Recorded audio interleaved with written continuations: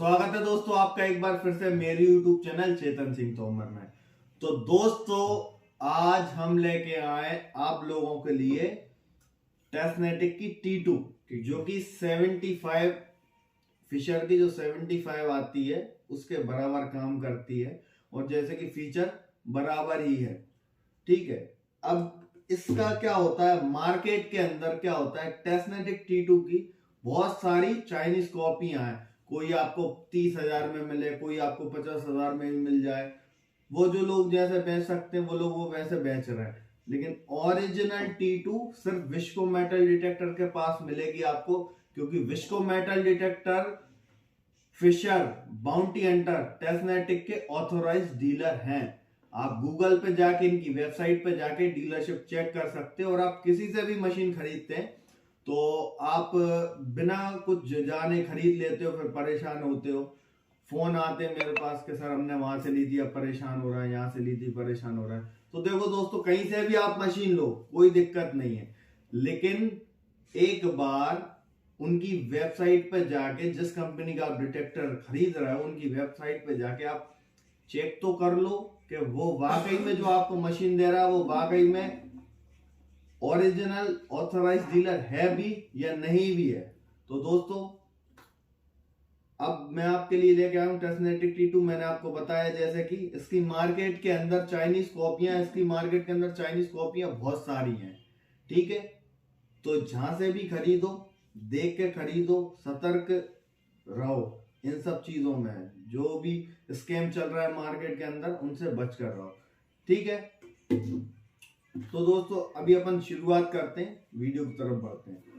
तो दोस्तों जैसे कि आपको दिख रहा होगा, ये रही अपनी टेस्टनेटिक की T2। ये अपना पहला बैटरी कंपार्टमेंट है, यहाँ से बैटरी डलती हैं अपनी।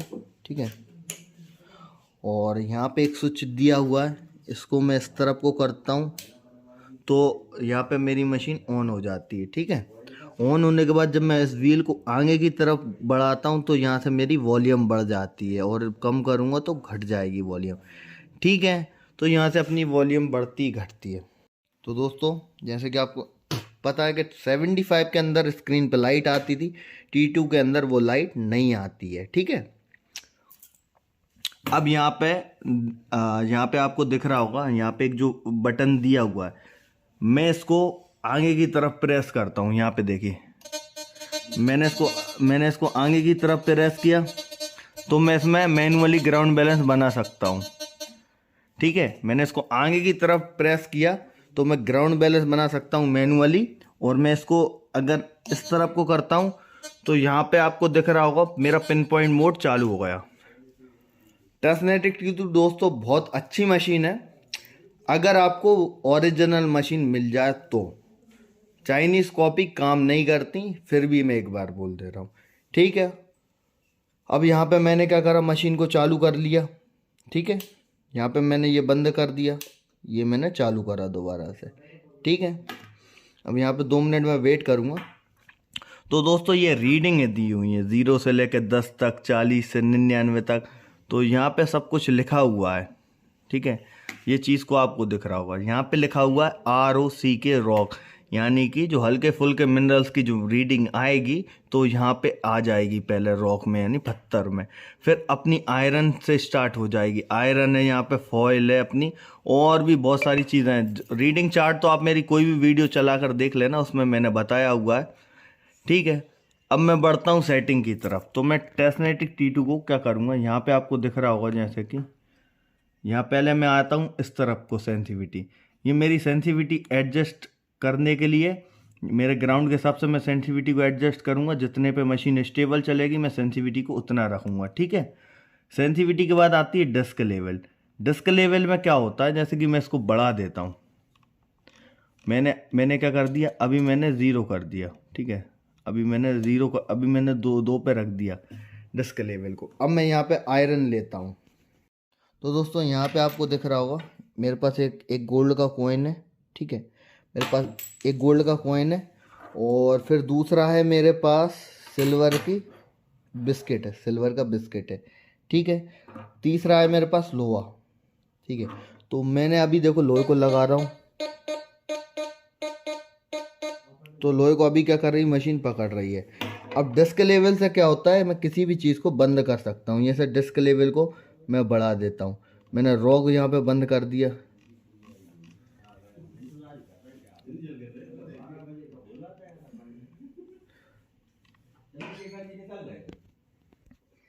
तो दोस्तों मैं इसको बढ़ा के कर देता हूँ 30 तक कर देता हूँ, ठीक है। यहाँ पे मैं, और मेरे को पूरा बंद करना है तो मैं 40 तक मैं अपना लोहा बंद कर लूँगा। यहाँ पे ये निशान आ रहा है, यानी कि ये चीज़ें अपनी बंद होती जा रही हैं, ठीक है।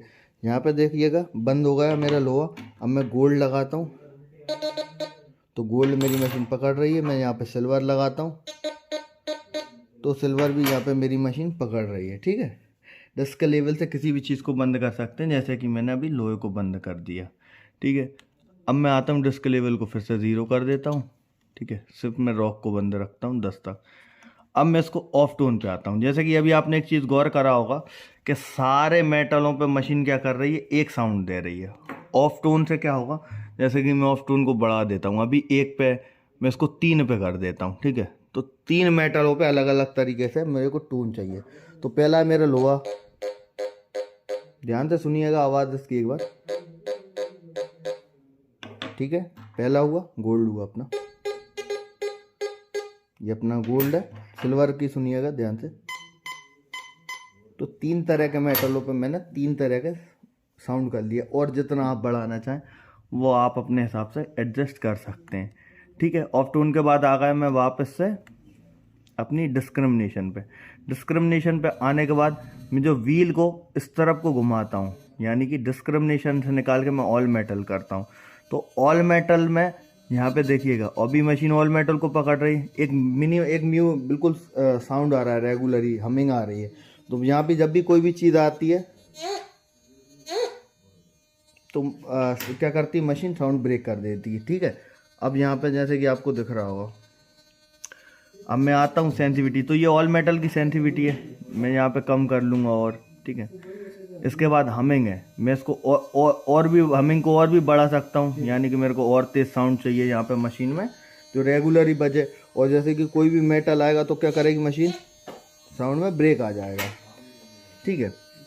अब इसके बाद मैं हमिंग को और कम कर देता हूँ, ठीक है। मैंने यहाँ पे हमिंग को ख़त्म कर दिया पूरा।